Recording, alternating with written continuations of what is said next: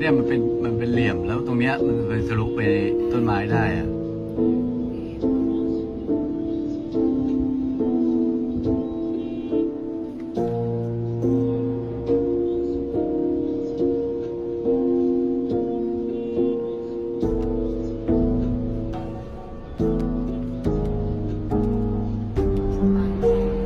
เนี่ยแล้วพอต้นไม้แล้วตอนแรกเห็นเป็นเหลี่ยมๆใช่ป่ะ